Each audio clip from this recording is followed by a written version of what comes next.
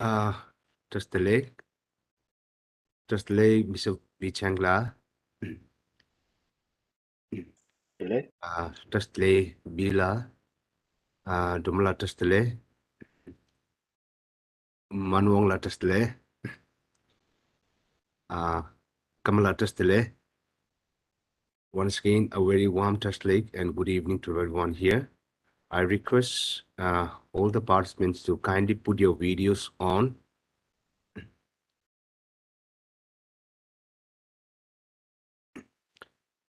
Thank you.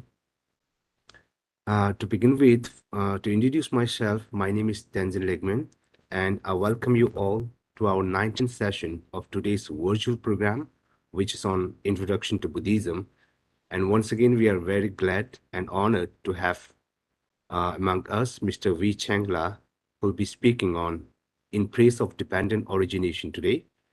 Before we proceed, I would like to give a brief introduction about our today's speaker. Mr. V. Changla, he studied Buddhist philosophy widely. Tibet House is one of the places where he studied Buddhist philosophy and psychology. He's also a naval architect by training and has over 30 years of experience in project management in Singapore. May I now request Mr. Changla to kindly proceed the session. Thank you. thank you, Legmonla. First of all, I would like to thank Venerable Geshe-la and Tibet House for giving me this opportunity to talk about this text in praise of dependent origination by Lama Tsongkhapa. Let me first share my slides.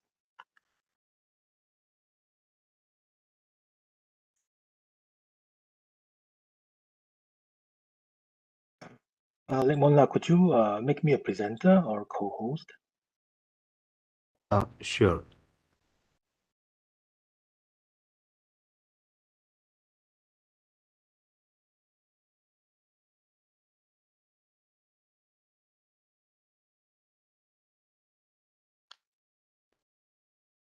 Yeah, it's done, Mr. Changla.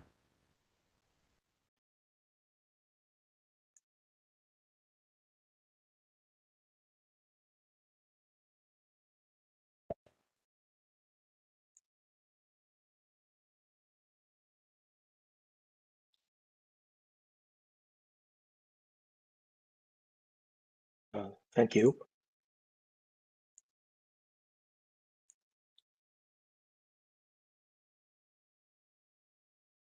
Okay. Lama Tsongkhapa was born in the 14th century in the year 1357. And by the age of 30, he had already achieved great renown as a scholar and practitioner. But even then, Lama Tsongkhapa knew that his understanding of emptiness was not complete. At the age of 35, as advised by Arya Manjushri, he embarked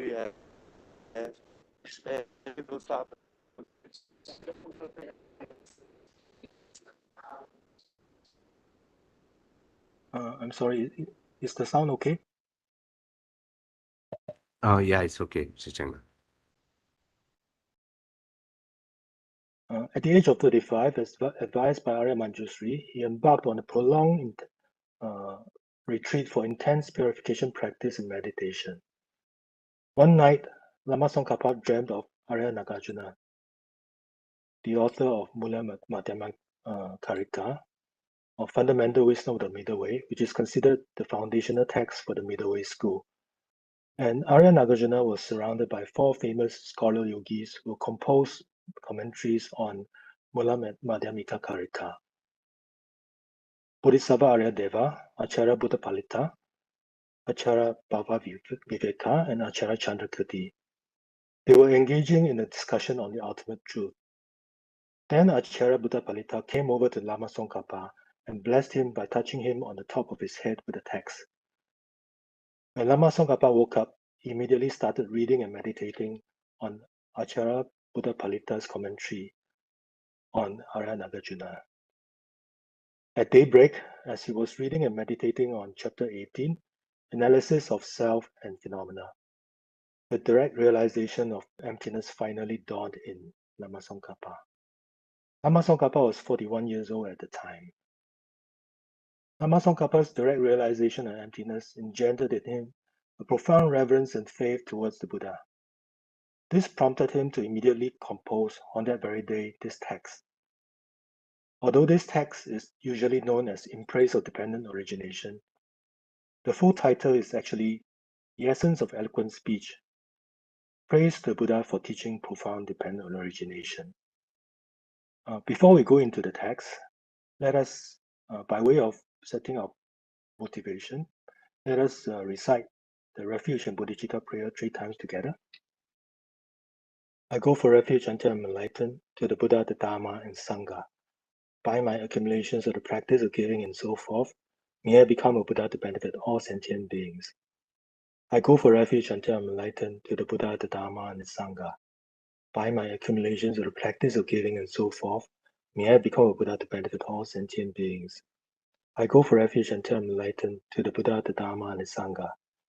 By my accumulations of the practice of giving and so forth, may I become a Buddha to benefit all sentient beings. So let us now go into the text.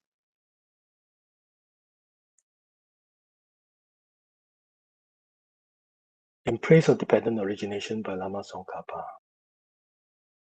Verse number 1. He who speaks on the basis of seeing, this makes him a knower and teacher unexcelled. I bow to you, O Conqueror, you who saw dependent origination and taught it. A conqueror here refers to the Buddha. The Buddha is a conqueror because he was the one who has conquered the mental defilements. He has conquered even the dualistic appearances. And he became a conqueror by seeing dependent origination. After he saw dependent origination, he taught it to the beings based on his own experience. And because he has seen dependent origination, he is a knower unexcelled. And because he taught it to the beings, he's a teacher unexcelled. And this is Lama Tsongkhapa's opening salutation verse to the Buddha. 2. Whatever degenerations there are in the world, the root of all these is ignorance. You taught that it is dependent origination, the seeing of which will undo this ignorance. In stanza 1, Lama Tsongkhapa paid homage to the Buddha for teaching dependent origination. Here in stanza 2, he explained briefly why the teaching on dependent origination is so important, so precious. Whatever degenerations there are in the world, the root of all these is ignorance. All the degenerations, all our problems, all our suffering are rooted in self-grasping ignorance. Why is the teaching on dependent origination so precious? Because by seeing dependent origination, we can undo self-grasping ignorance and remove our suffering. Therefore, Lama Tsongkhapa paid homage to Buddha for giving this precious teaching on dependent origination. Dependent origination means something coming into being by depending on something else. Usually, when we talk about the concept of dependence, we are talking mainly about causal dependence. I depend on my job to make a living. We depend on our teachers to guide us. We depend on each other. The world is interdependent. In all these, we are mainly thinking about causal dependence. But dependent origination can be understood on more subtle levels as well. A comprehensive way of understanding dependent origination is to think about dependent origination on 3 levels. The first level, dependent origination of the results depends on its causes. The first level of dependent origination is applicable to the impermanent phenomena and not the permanent phenomena. All impermanent phenomena arise from causes. They depend on the causes. And this level of dependent origination is accepted by all the Buddhist schools. The second level of dependent origination, the dependent origination of the whole's dependence on its parts, is accepted only by the Madhyamika school. This is applicable to both permanent and impermanent phenomena. A third level of dependent origination, the dependent origination of dependence on mere mental designation, is accepted only by the Prasangika Madhyamika school. How can we understand this third level of dependent origination? You can take a look at Arya Nagarjuna's two verses from his treatise, The Precious Garland. Chapter 1, stanza 80. If the person is not earth, not water, not fire, not air, not space, not also consciousness, and not all of them, where is the person out of those? The person is made up of the body and mind, and the body can be broken down into 5 different constituent parts. The element of earth, the solid parts of the body, the element of water, body fluids such as blood, the element of fire, the body heat, the thermal energy, the element of air, and the element of space. So these 5 elements together with consciousness, these are the 6 elements. Conventionally, we accept that the person exists, but if we go beyond conventional acceptance and get closer to the self and analyze what the self really is, in other words, we subject the self to ultimate analysis, we find that on the object, only the 6 elements are there. None of the 6 elements is the self, and the collection of the 6 elements is also not the self. There is nothing there from the side of the object which can be identified as the self. So we look at the verse again. The person is not earth, not water, not fire, not air, not space, not consciousness. None of these 6 elements is the self, and not all of them. Even all these 6 elements together is also not the self. So from the object side, where is the person? And if there's nothing from the person, nothing from the object that can be identified as a self, and yet the self still does exist, this means that the self exists purely from the subject, from the mind. On the basis of these 6 elements, none of which is a person, the collection of which is also not a person, our mind designates a person. The person exists as a mere mental designation. Mere in this context means only, purely. The self exists purely as a mental designation. The self exists purely from the subject. Mere rejects any degree of existence from the object. Mere means emptiness. The connotation of mere here rejects any degree of objective existence. And it's not just the person that is mere mental designation. Even the 6 elements themselves are made up of their constituent parts. If you subject the 6 elements to ultimate analysis, you will find that there's nothing there but these constituent parts. There is nothing from the object to be identified as the element of earth, water, fire, air, space, consciousness, and so forth. There's nothing from the object to be identified as the element of earth, water, fire, air, consciousness. What we can find there are just the constituent parts of these 6 elements. So let us read verse 81 from chapter 1. Thus, this person is not truly existent because of being an aggregation with 6 elements. Each element also is not truly existent as they are aggregation of the constituent parts.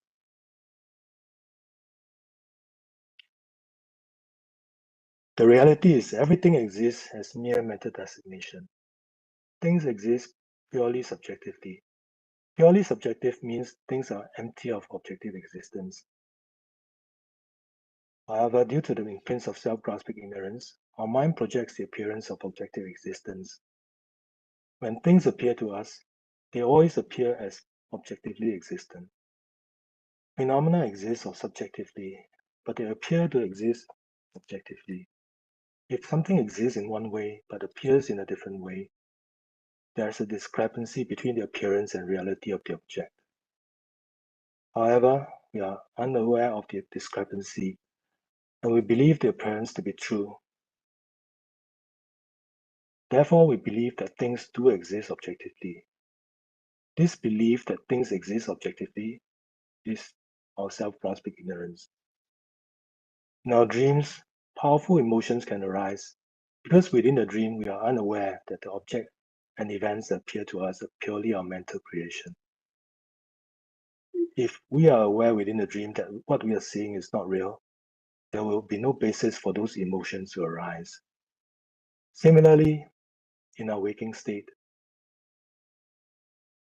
even though things exist purely from the subject, but because we believe that they are objectively real instead of coming purely from our mind, afflictions arise, and motivated by these afflictive emotions, we create contaminated karmas.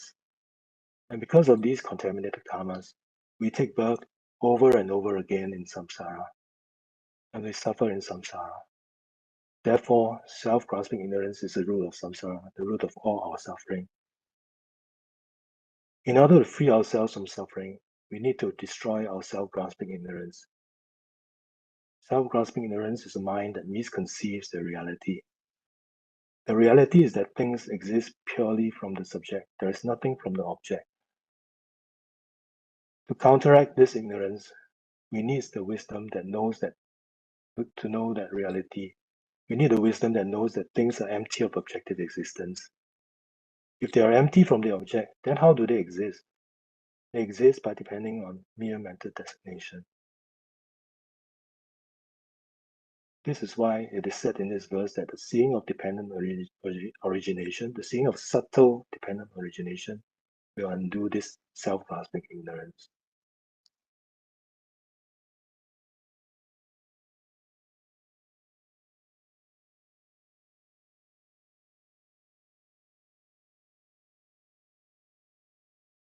So how can an intelligent person not comprehend that this path of dependent origination is the essential point of the teaching? Finally, what we want is to be free from suffering. The whole point of the Buddha as Prince Siddhartha, leaving his palace and going into a life of austerity, was to look for a solution to free the beings from suffering. After 6 years, he finally discovered that the solution was the wisdom of emptiness through the reason of dependent origination. Not only did he discover the solution, he taught it to the beings. Therefore, the path of emptiness through the reason of dependent origination is the essential point of his teaching. This being so, who will find, O Savior, a more wonderful way to praise you than to praise you for having taught this origination through dependence? The best way to praise somebody is to praise them for the greatest benefit that we receive from them. And the greatest benefit that we can receive from anyone is the benefit of freedom from suffering. Therefore, the best way to praise the Buddha is to praise him for teaching dependent origination, the path that will lead us to the freedom from suffering. Verse number 5. Whatsoever depends on conditions, that is devoid of intrinsic existence. What excellent construction can there be, more amazing than this proclamation?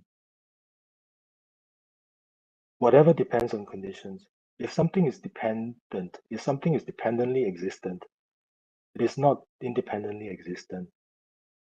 Independent existence, intrinsic existence, inherent existence, objective existence, true existence, absolute existence, these are synonyms. So anything that depends on conditions is empty of intrinsic existence.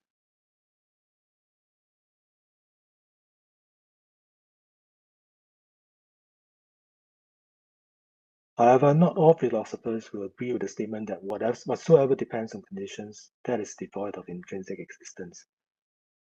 From the perspective of the view of dependent origination and emptiness of intrinsic existence, can divide all the philosophers into 3 groups. Group 1, the non-Buddhist philosophers who were contemporary to the Buddha. Group 1 rejects both dependent origination and emptiness of intrinsic existence. Group 2 refers to the Buddhist philosophers other than the Prasangika Madhyamika school. Group 2 accept dependent origination but reject emptiness of intrinsic existence. And Group 3 refers to the Prasangika Madhyamika philosophers who accept both dependent origination and emptiness of intrinsic existence. So let's look at Verse number 6. By grasping at it, the childish strengthen bondage to extreme views. For the wise, this very fact is a doorway to cut free from the net of elaborations. The childish here refers to the second group, the Buddhist philosophers, who accept dependent origination but reject emptiness of intrinsic existence. Rejecting the emptiness of intrinsic existence means accepting intrinsic existence. For this group of philosophers, intrinsic existence and existence are synonymous. Therefore, if something exists, it should exist intrinsically. If something dependently originates, it should exist intrinsically. So instead of seeing dependent origination as a reason to prove emptiness, they grasp dependent origination as intrinsically existence. And by grasping at dependent origination, they fall into the extreme views. For the wise, this very fact is a doorway to cut free from the net of elaborations. The wise, those people who accept both dependent origination and emptiness of intrinsic existence, dependent origination becomes the doorway to the teaching on the emptiness of intrinsic existence. And emptiness of intrinsic existence is the very path to help us cut the elaborations of self-grasping ignorance, the root of samsara. Since this teaching is not seen elsewhere, you alone are the teacher. Historically speaking, of all the teachers who appeared on this planet Earth, the Buddha was the first teacher who brought the teaching of dependent origination and emptiness. Among his contemporaries, the Buddha alone was a teacher who taught dependent origination, the seeing of which will cut the root of suffering. Therefore, the epithet teacher is befitting only for the Buddha. Like calling a fox a lion, for a Tirthaka it would be a word of flattery. Tirthaka refers to the philosophers who were contemporary to the Buddha. Who for them, because they did not teach this path of dependent origination, to give the label teacher to them would be to flatter them, like calling a fox a lion. Wondrous teacher, wondrous refuge, wondrous speaker, wondrous savior. I pay homage to the teacher who taught well dependent origination. Because the Buddha is the teacher who taught well dependent origination, therefore he is the wondrous teacher, wondrous refuge, wondrous speaker, wondrous savior. The Buddha alone is the teacher who gave the teaching of emptiness through the reason of dependent origination. Therefore he is the wondrous teacher. And by teaching the path of dependent origination, the Buddha protects the beings from the suffering of samsara. Therefore he is the wondrous refuge. And of all the teachings, the Buddha's speech of dependent origination is the supreme teaching. Therefore he is the wondrous speaker. And by giving the teaching of dependent origination and emptiness, the Buddha saves the beings from the suffering of samsara. Therefore, he is the wondrous savior.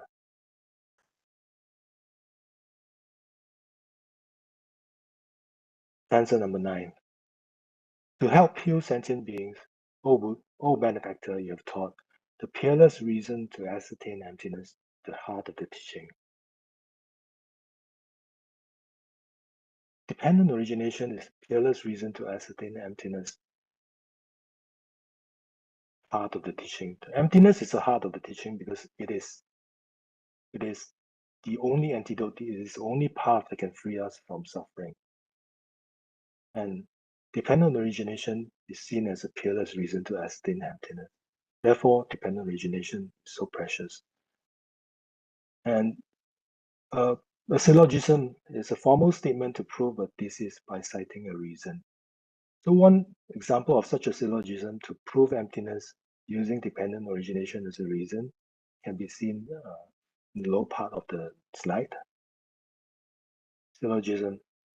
The flower is empty of intrinsic existence because it is dependently originated.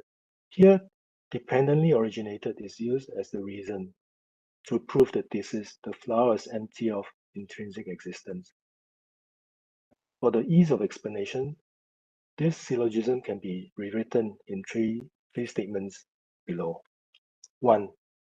The flower is dependently originated. 2. Whatever is dependently originated should be empty of intrinsic existence. 3. Therefore, the flower is empty of intrinsic existence.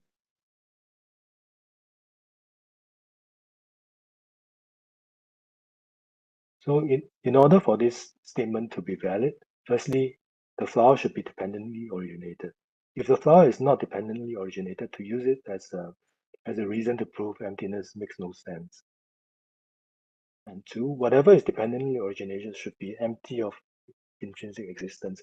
If anything which is dependently originated is necessarily empty, then when we cite dependent origination as a reason, we are able to prove that the flower is empty of intrinsic existence.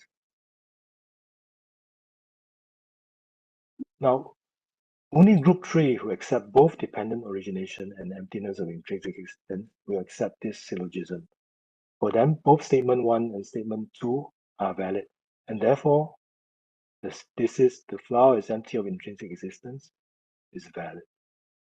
Whereas for group 1, those who reject both dependent origination and emptiness of intrinsic existence, these are the non-Buddhist philosophers who are contemporary to the Buddha. These philosophers would say that the first statement is wrong because they do not accept dependent origination. For them, they would say that the flower is unestablished as dependently originated, or the flower being dependently originated is unestablished. And group 2, although they accept the first statement that the flower is dependently originated, they would not agree with the second statement because for them, anything that dependently originates should be intrinsically existent instead of empty of intrinsic existence. So for them, the second statement is contradictory to what they believe. So for them, they would say the second statement is contradictory.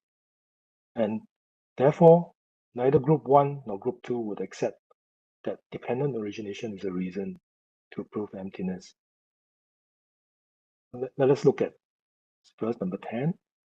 This way of dependent origination, those who perceive it as contradictory, this refers to the group 2, the Buddhist philosophers other than Prasangika Madhyamika school, or as unestablished, this refers to group 1, the non-Buddhist philosophers who reject dependent origination.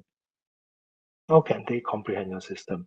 So if you perceive this reason to be either contradictory or unestablished, then they will not be able to comprehend the Buddha's system, the Buddha's system of emptiness through the reason of dependent origination.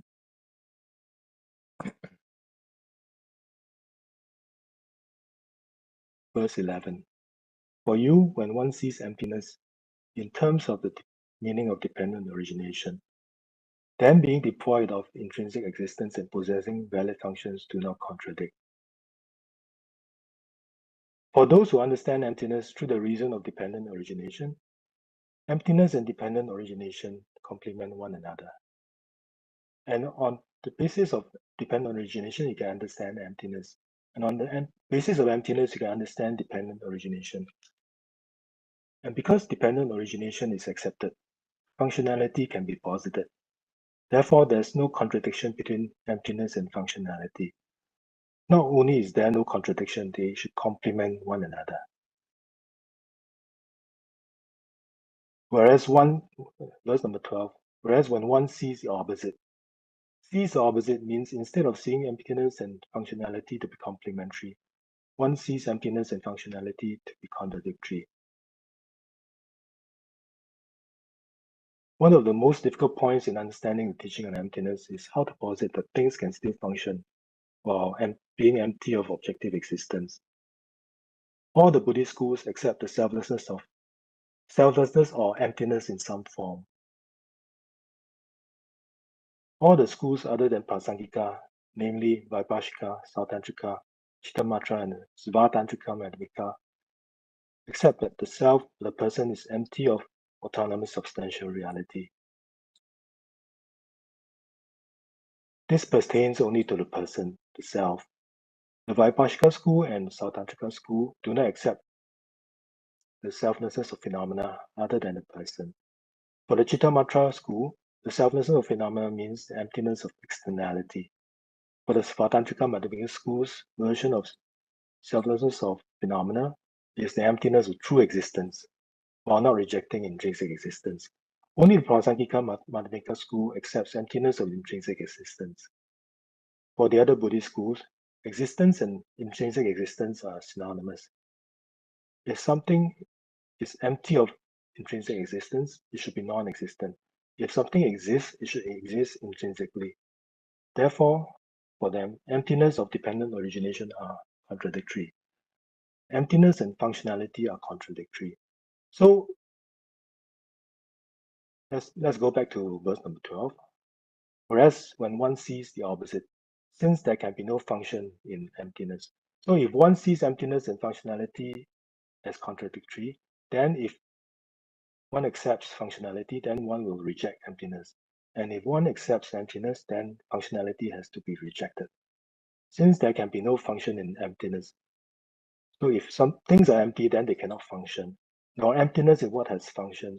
If things are function, if one wishes to preserve the functionality of the world, then emptiness cannot be accepted. And in this way, in either of these cases, one will fall into a dreadful abyss.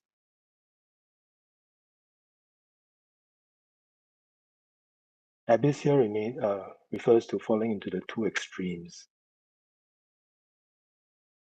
If you see emptiness and functionality to be contradictory, and if you accept emptiness, you reject functionality. Rejecting functionality is the extreme of nihilism. And if one rejects functionality, one will also reject the law of karma, good and bad, virtues and non-virtues, and one will create hugely destructive karmas and experience great suffering. Whereas if you reject emptiness in order to preserve the functionality of the world, then you will hold on to the view of intrinsic existence. Then you will fall into the extreme of absolutism and become trapped in samsara.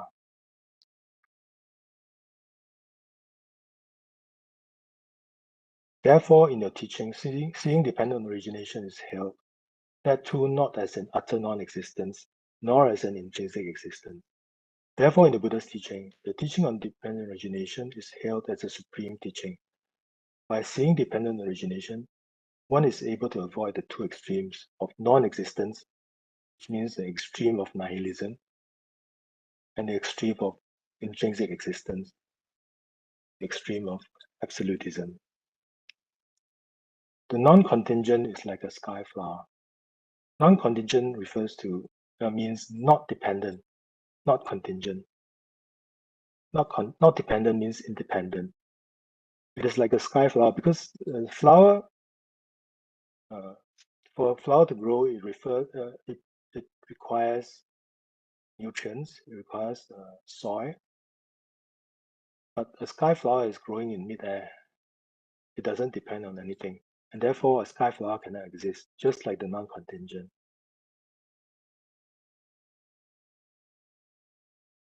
Non-contingent is like a sky flower. Therefore, there's nothing that is not dependent, because something that doesn't depend on anything else is like a sky flower, and the sky flower doesn't exist. Therefore, there's nothing that is not dependent. If things exist through the essence, the dependence on causes and conditions for their existence is contradiction. Existing through the essence means existing through the intrinsic nature, existing intrinsically. If something exists intrinsically, then they cannot be dependent. They would be independent of causes and conditions. All the Buddhist philosophers, other than the Prasangika school, accept dependent origination of the results dependence on causes. But they also accept objective existence. They also accept intrinsic nature. So here this verse is telling them that these two beliefs are contradictory. Because if things exist through their intrinsic nature, they cannot possibly depend on causes or conditions. So there's a contradiction there between their two beliefs.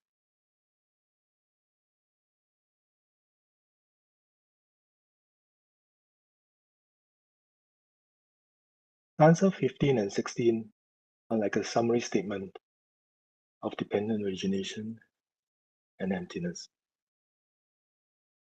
15.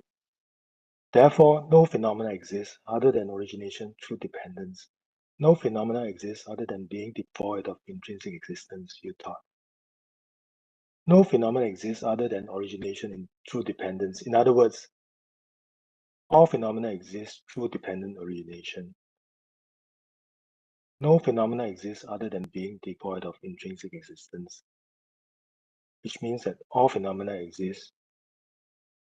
All phenomena are empty of intrinsic existence. So to recap, to paraphrase this stanza, you can say that because all phenomena exist through dependent origination, all phenomena are empty of intrinsic existence. This is a statement to prove that things are empty of intrinsic existence by using the reason that they are dependently originated. Verse 16. Because intrinsic nature cannot be negated, if phenomena did possess some intrinsic nature, nirvana would become impossible and elaborations could not be seized, you thought. If something exists through their intrinsic nature, they cannot be affected by any other factor. If suffering does exist intrinsically, no factor can cause it to cease. And if self-grasping ignorance, which is the cause of suffering, possesses intrinsic nature, then it can never be abandoned by cultivating the path leading to the cessation of suffering, the wisdom of emptiness. If self-grasping ignorance cannot be abandoned, then the cessation of suffering, the third noble truth, can never be actualized, and nirvana will never will become impossible. And this is what the Buddha taught. This stanza here is like a refutation of what the lower schools would believe. The lower schools' view is that if the lower schools' version of stanza 16 would be something like, because all phenomena exist intrinsically, because all phenomena possess intrinsic nature, if phenomena are empty of intrinsic nature, nirvana would become impossible and elaborations could not be seized. So this stanza is like a refutation of that view. And conversely, through this verse, we can also see that it's only because things are empty of intrinsic existence that they can originate through dependence. It's only because things are empty that they can function. It's only because things can empty that functionality can operate. It's only because things are empty that the Four Noble Truths make sense. It's only because things are empty that everything makes sense. Stanza 17. Therefore, who could challenge you? You will proclaim with a lion's roar in the assembly of learned ones repeatedly that everything is utterly free of intrinsic nature. The Buddha taught again and again in the assembly of the great philosophers and yogis, philosophy of emptiness and dependent origination. And because the Buddha's teaching accord with reason, no one was able to challenge or refute him.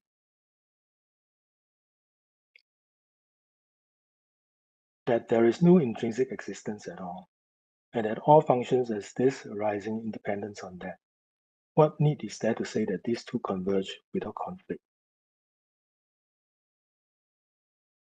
By understanding emptiness of intrinsic existence through the reason of dependent origination, you can see that the emptiness of intrinsic existence and functionality operate without any contradiction, and these two converge without any conflict. 19. It is through the reason of dependent origination that one does not lean towards the extreme. By understanding emptiness through the reason of dependent origination, we will not lean towards the extremes. In other words, we will be able to avoid the two extremes, and avoiding the two extremes means following the middle way. All the Buddhist schools other than the Prasangika Madhyamika cannot differentiate between emptiness and nothingness. For them, if something is empty, it should be non-existent. And therefore, emptiness and dependent origination are seen as contradictory. And the Prasangika Madhyamika school is the only school that is able to posit the complementarity between emptiness and dependent origination. For the Prasangika Madhyamika, emptiness means dependent origination, and dependent origination is the middle way. and therefore emptiness is the middle way. And following the middle way means avoiding the two extremes. We can understand how emptiness means dependent origination by knowing these 5 points. 1. Emptiness. 2. Emptiness is a short form for emptiness of independent existence. 3. Emptiness of independent existence means nothing exists independently. 4. Nothing exists independently means everything exists dependently. Everything exists dependently means everything is dependently originated. And how can we know that dependent origination is the middle way? Dependent origination has two sides, dependence and origination. Dependence rejects independence. The extreme of independence and the extreme of intrinsic existence or the extreme of absolutism are synonymous.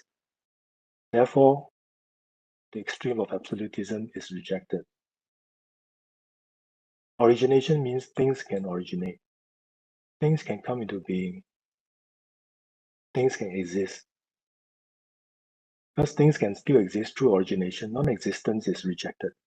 Therefore, the extreme of non-existence or the extreme of nihilism is rejected. And because emptiness means dependent origination, and dependent origination is the middle way, and therefore emptiness is the middle way. And therefore, by seeing emptiness through the reason of dependent origination, we will not fall into the two extremes. It is through the reason of dependent origination that one does not lean towards the extreme, that you, the Savior, has declared this excellently, is a source of his unexcelled speech. And because the Buddha has declared this teaching of emptiness through the reason of dependent origination, therefore his speech is unexcelled. All of this is devoid of essence, and from this arises that effect. These two certainties complement each other with no contradiction at all. All of this is devoid of essence. All of this is empty of intrinsic existence, and from this arises that effect. Cause and effects can still operate. The functionality of the world can still operate. When we understand emptiness and dependent origination, these two things not only do not contradict each other, they complement one another. It's because things are empty that they can function. And it is because things are dependently originated and it is because things can arise from their causes that things are empty of empty of intrinsic nature. What is more amazing than this? What is more marvelous than this? If one praises you in this manner, otherwise not. This is real praise, otherwise not. By teaching the 12 of emptiness of the intrinsic existence, the Buddha helps the beings to become free from suffering. And by teaching emptiness through the reason of dependent origination, the Buddha helps us avoid the two extremes. Therefore, of all the reasons to praise the Buddha, praising him for teaching emptiness and dependent origination is the real praise.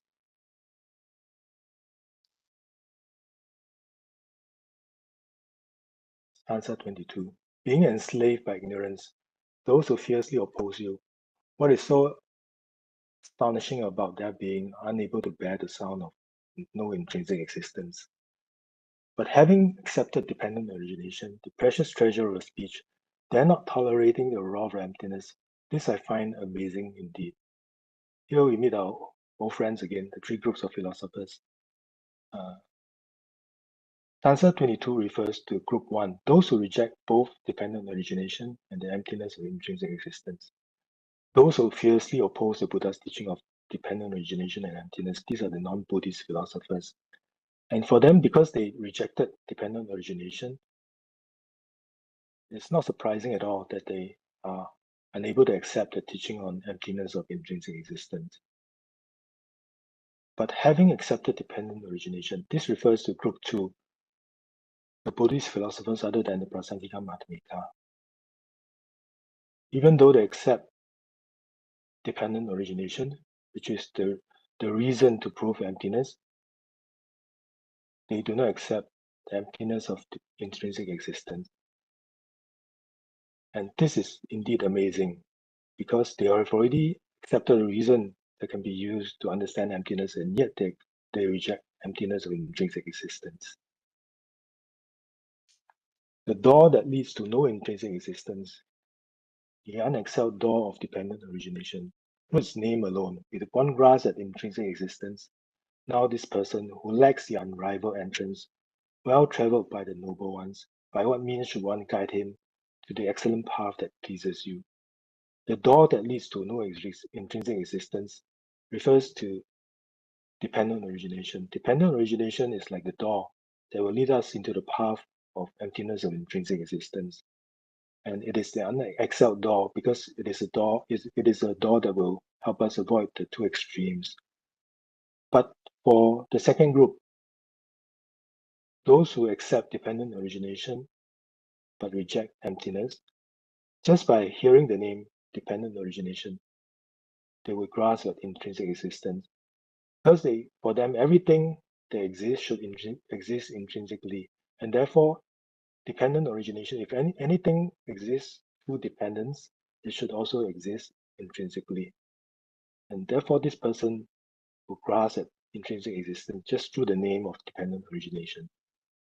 Now, this person who lacked the unrivaled entrance, this person, although they find the door to intrinsic existence, to the path of emptiness of no intrinsic, the emptiness of intrinsic existence, they turn away from this entrance.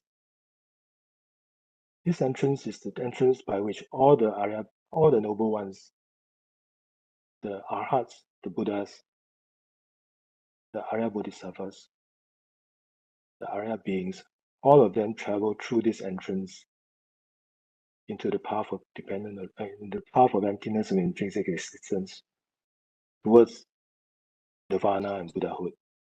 So if one has already found the door and yet refused to enter, then by what means should one guide him to the excellent path that pleases you? So if someone who has found the doorway would turn away from it, then how can we guide the person to this excellent path of emptiness of intrinsic existence?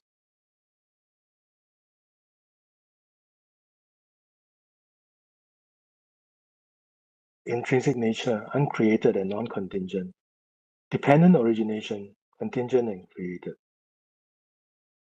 Dependent means contingent, and origination means something coming into being, something is created. Therefore, dependent origination means contingent and created. Whereas if something possesses intrinsic nature, it should be independent, it should be non-contingent. And if it is independent, it cannot come into being. Therefore, intrinsic nature is uncreated. So from here, you can see that these two are completely opposite. And yet, for the second group of philosophers, although they accept dependent origination, they do not reject intrinsic nature. And by accepting these two, they are thinking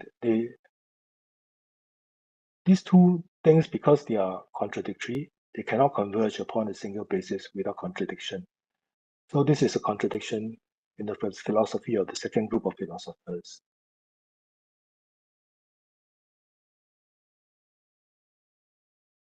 Therefore, whatever originates dependently, though primordially free of intrinsic existence.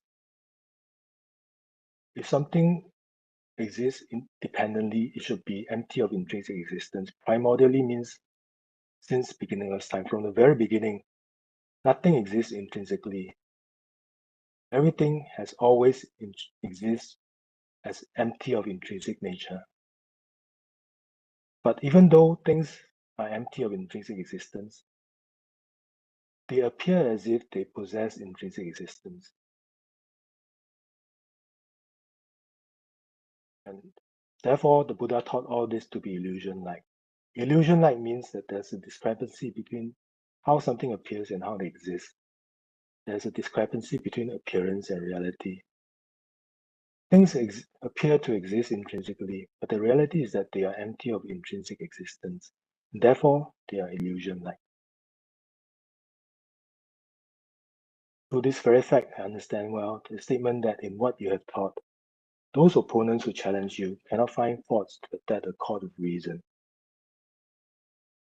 The teaching of the Buddha is based on logic and reasoning. Because it is based on logic and reasoning, can sustain any challenge. No opponents can find fault with the Buddha's teachings based on reason. Why is this so? Because by declaring this, chances for reification and denigration towards things seen and unseen are made most remote. Declaring dependent origination. By declaring emptiness through the reason of dependent origination, the chances for reification means exaggerating things that are empty of intrinsic existence to be intrinsically existent. And so reification refers to the extreme of absolutism, seeing things as intrinsically existent. Denigration means denying the existence of something that is existent. So denigration refers to the extreme of nihilism. So why is this so? Because by declaring that the teaching of emptiness and dependent origination, the chances for the beings to fall into the extreme of nihilism and the extreme of absolutism becomes very remote. The third line, towards things seen and unseen. Seen and unseen refers to the evident phenomena, or manifest phenomena, and hidden phenomena. All the phenomena can be divided into three classes. Firstly, the manifest phenomena are those phenomena that we can access directly through our five senses. Hidden phenomena are the phenomena that we cannot directly access through our five senses. And hidden phenomena can be further divided into slightly hidden phenomena and very hidden phenomena. And slightly hidden phenomena can be ascertained by using our faculty of factual reasoning, whereas very hidden phenomena are the phenomena that we can know only through the testimony of an authoritative person.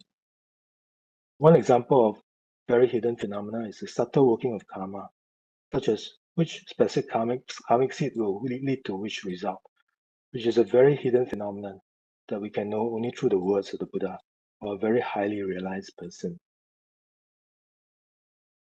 Why is this so? Because by declaring these, chances for reification and denigration towards things seen and unseen, towards manifest phenomena and hidden phenomena, are made most remote. So by understanding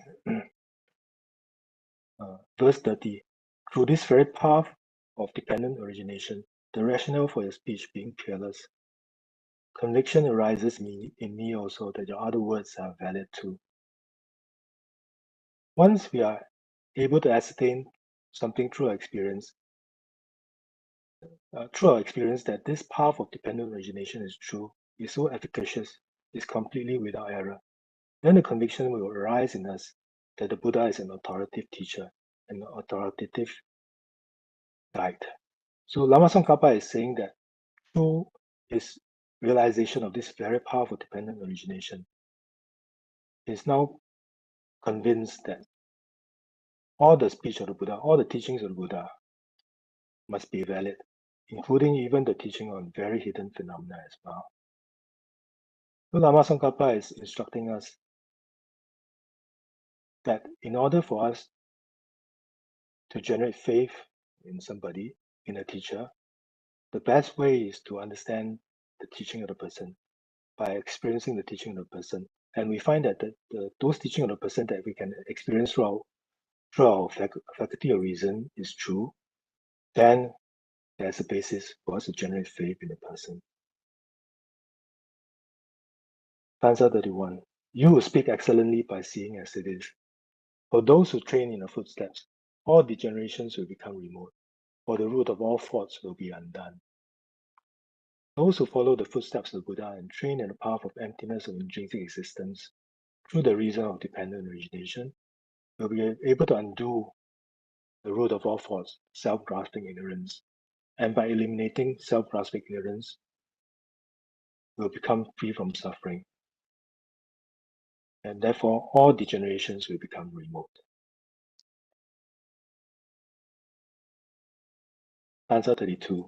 But those who turn away from your teaching, though they may struggle with hardship for a long time, faults increase evermore as if being called forth, for they make firm the view of self. Whereas those who turn away from the Buddha's teaching on emptiness and dependent origination, They also turn away from the only path to counteract the root of the miseries, self-grasping ignorance.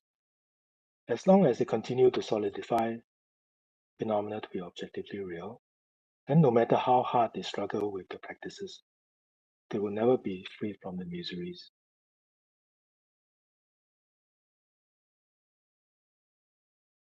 Answer 33. Aha! When the wise comprehend the differences between these two, why would they not at that point revere you from the depths of their being? These two refers to uh, the two groups who are mentioned in stanza 31 and stanza 32. Those who train in the Buddha's footsteps and those who turn away from the Buddha's teaching of emptiness, independent origination. So if someone can understand the differences between these two groups, then they would revere the Buddha's teaching from the depth of the being, let alone your numerous teachings. Even in the meaning of a small part, those who find ascertainment in a cursory way, this brings supreme bliss to them as well. Alas, my mind was defeated by ignorance. So from stanza 35 onwards, Dhammasankappa is sharing how close he feels to the Buddha and how connected he feels to the teaching of dependent origination. So stanza 35. Alas, my mind was defeated by ignorance, though I've sought refuge for a long time. In such an embodiment of excellence, I possess not a fraction of its qualities. Nonetheless, before the stream of this life flowing towards death has come to cease, that I found slight faith in you. Even this, I think, is fortunate. Dhammasankappa composed this text on the day he realized emptiness directly. He had ascertained for himself through direct experience the validity of the Buddha's teaching on emptiness and dependent origination. Because of that, total conviction arose in him also, in the Buddha. So when he says here that he has found slight faith in the Buddha, it's because with great humility, he's downplaying his own spiritual attainment. Stanza 37. Among teachers, the teacher of dependent origination. Among wisdoms, the knowledge of dependent origination. Among all the teachers, the teacher of dependent origination is the supreme teacher.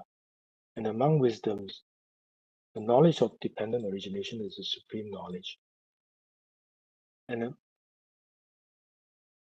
you who are the most excellent like the kings of the world knows this perfectly well, not others.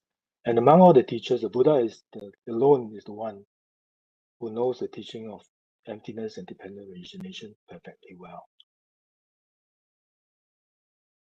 So he is said to be like the kings of the world because the kings is the foremost of the beings of the world. And the Buddha is the foremost of all the teachers. The Buddha is the foremost of all the beings. All that you have taught proceeds by way of dependent origination. That too is done for the sake of nirvana. You have no deeds that do not bring peace. Everything that the Buddha did was the purpose of bringing peace of nirvana to the sentient beings. Stanza 39. How amazing! Your teaching is such that in whomsoever's ears it falls, they all attain peace. So who would not be honored to uphold your teaching? Stanza 40. It overcomes all opposing challenges. It is free from contradictions between earlier and latter parts. It grants fulfillment of beings' two aims. For this system, my joy increases evermore. The two aims of the beings refer to fulfilling the aims of oneself and the aims of others. The teaching of dependent origination helps us not only to attain our own aim, which is to become free from suffering, to achieve nirvana. It also helps us to perfect our own ability to become a source of benefit of all the sentient beings, so that we can help them achieve that peace. Stanza 41. For his sake, you have given away again and again, over countless yawns, sometimes your body, at others your life, as well as your living kin and resources of wealth. Seeing the qualities of this teaching pulls hard at your heart, just like what a hook does to a fish. Sad it is not to have heard it from you.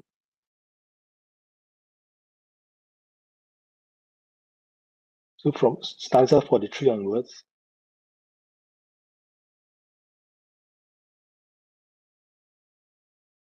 Lama Tsongkhapa is sharing his admiration and his feeling of closeness to Buddha and the teaching of dependent origination. The intensity of this sorrow does not let go of my mind, just like the mind of a mother constantly goes after a dear child.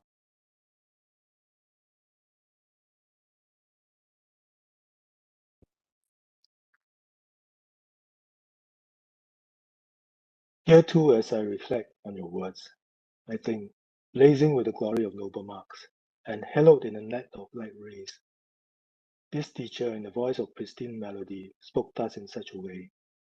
The intensity, the instant such a reflection of the sage's form appears in my mind, it soothes me, just as moonbeams heals a fever's pain.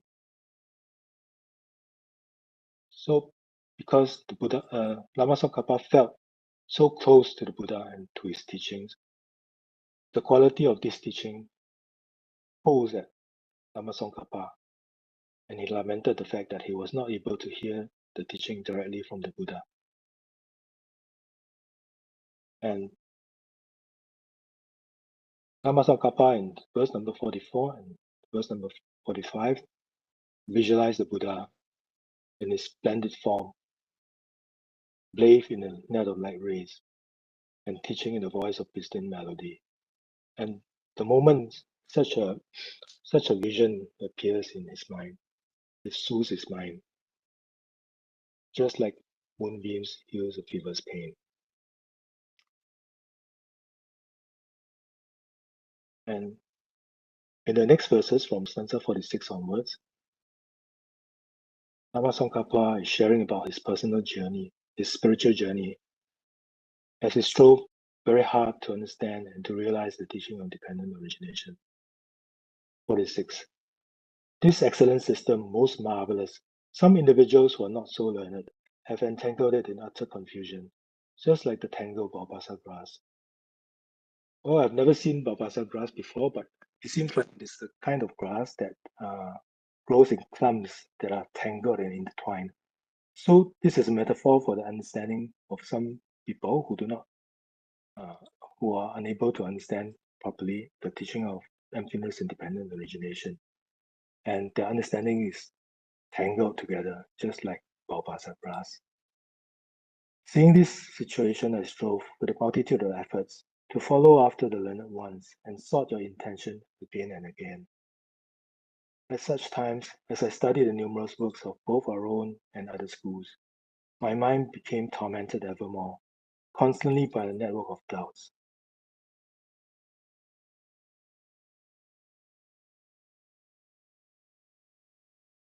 Stanza 49. The nightly growth of Nagarjuna's treatises, Nagarjuna, whom it prophesies, would unravel your unexcelled vehicle as it is, shunning extremes of existence and non-existence. The night-lily grove is used as a metaphor for Arya Nagarjuna's treatises, and in particular, Mula Madhyamika Karika, a fundamental wisdom of the middle way. And Nagarjuna, whom you prophesize, would unravel your unexcelled vehicles as it is, shunning extremes of existence and non-existence. Arya Nagarjuna was prophesied by the Buddha to be the one who would come to planet Earth to unravel the Buddha's teaching on emptiness of dependent origination, to help the beings avoid the two extremes of existence, which means extreme of absolutism and extreme of non-existence, extreme of nihilism. Illuminated by the garland of white lights of Chandra's well-uttered insights, Chandra, whose stainless wisdom orb is full, who glides freely across scripture space, who dispels the darkness of extremist hearts, and outshines the constellation of false speakers. This refers to Acharya Chandrakirti. Chandra means moon. So stainless wisdom up here refers to the wisdom of Acharya Chandrakirti. And Acharya Chandrakirti's commentary on Mula Madhyamika Karika, Madhyamika Avatara,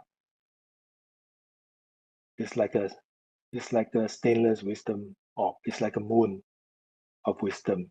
And the garland of white lights here refers to the white moonlight,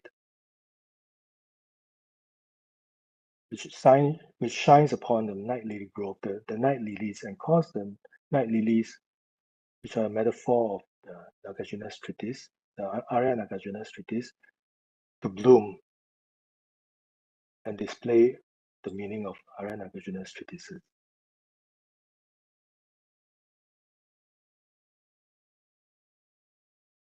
When through my teacher's kindness I saw this, my mind found rest at last.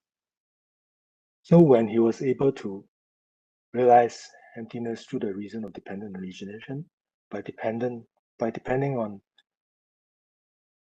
Acharya Chandrapati's explanation of Arya Nagarjuna's treatises, his mind found a rest. I think Lama Tsongkhapa here is referring to his experience of direct realization of emptiness, where his mind found a complete rest. Of all your deeds, your speech is supreme. Within this too, it is this very speech. So the wise should remember the Buddha through this teaching of dependent origination. Of all the deeds of the Buddha, the supreme deed is the Buddha's speech, the Buddha's turning the wheel of Dharma. And within all the Buddha's speech, it is this very speech of dependent origination that is the supreme. So the wise one should remember the Buddha through remembering this teaching of dependent origination. 53. Following such a teacher and having become a renunciate, having studied the conqueror's words not too poorly, this monk who strives in the yogic practices, such is the depth of his reverence to the great seer. Here, Lama Tsongkhapa is being very humble again and saying that he has studied the Buddha's words not too poorly. And he expresses his deep reference to the Buddha again. And stanza 54 onwards are prayers of dedication prayers or the prayers of auspiciousness to end this treatise. I suggest that we recite these stanzas at the end of today's session as dedication. So I will stop here. And Mala, do we have some time for questions? Yeah.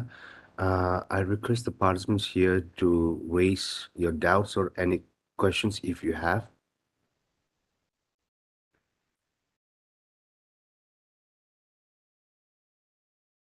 Yeah, Achakavidila, please. Thank you so much, Vichangla. That was just brilliant. So, can I ask you, and this apologies to anybody who's from NCC or anyone who feels, would in your mind the other reasons for establishing emptiness, oneness and differentness, diamond slivers, all of those, finally, do they rest on dependent origination? This is not because you have given such a fine teaching on this text, so my apologies, it is not a question to do directly with this text, but I think you're in a very good position to answer this, and it may benefit others as well.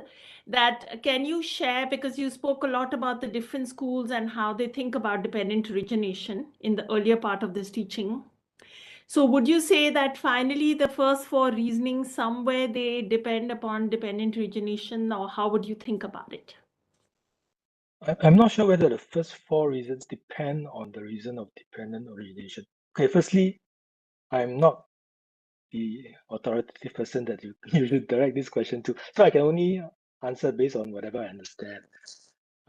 So I don't think it is the case that the other four reasons rest on dependent origination. But if you take, for example, the syllogism, the flower is empty of intrinsic existence because it is dependently originated.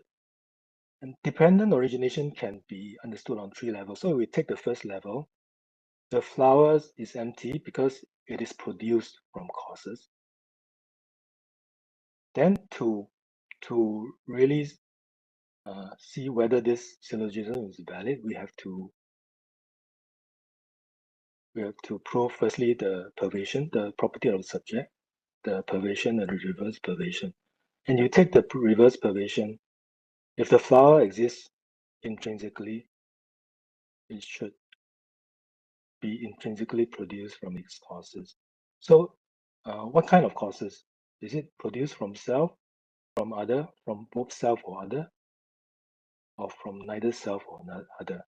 And in this way, I think that this reason of dependent origination can meet back to the diamond sliver.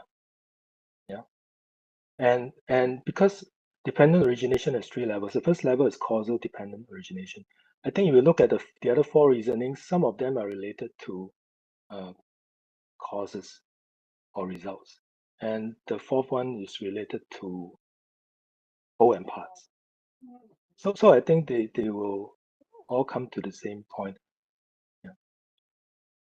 But because emptiness is a non-affirming negative, so I think that in order to realize emptiness, we need to subject the basis to whatever basis it is to ultimate analysis and reject coexistence.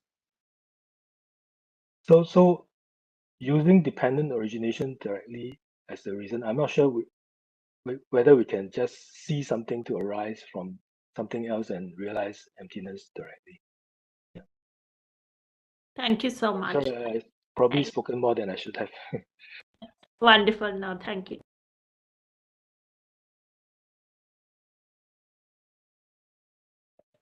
Do we have any more questions or any doubts if you have?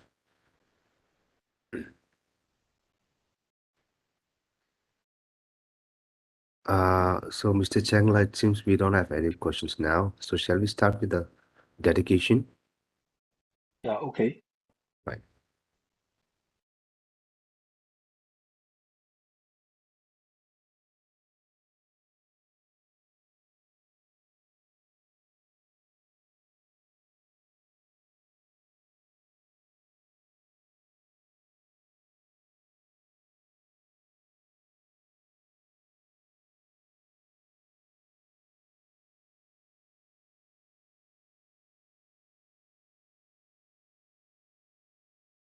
Sorry, give me a moment.